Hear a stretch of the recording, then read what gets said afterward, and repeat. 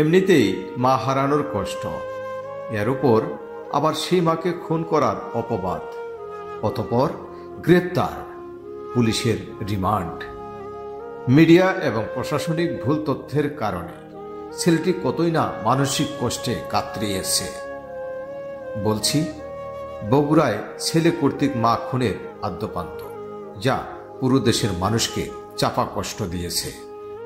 গত রোববার বগুড়ার দুপচাচিয়া সদরে জয়পুর পাড়া এলাকায় আজিজিয়া মঞ্জিল নামের 4 তলা বাড়িতে গৃহবধূ উম্মে সালমা হত্যাকাণ্ডের ঘটনায় সোমবার রাতে তার ছোট ছেলে সাদ বিন আজিজারকে গ্রেপ্তার করে র্যাপিড অ্যাকশন ব্যাটালিয়ন র্যাব।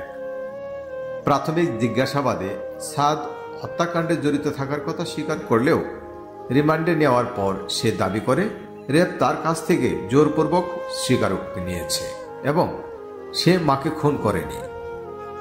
পরে পুলিশ তথ্য প্রযুক্তির সাহায্যে উম্মে সালমার বাড়ির 4 তলা ফ্ল্যাটের ভাড়াটিয়া মাবিয়া ও তার 2 সহযোগীকে গ্রেপ্তার করে।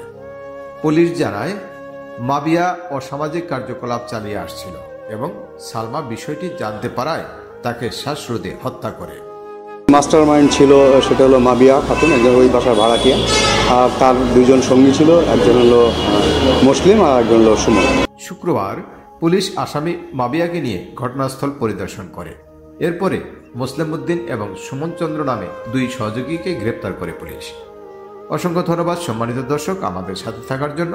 নতুন নতুন আপডেট পেতে আমাদের চ্যানেল সাবস্ক্রাইব করে পাশে থাকবেন।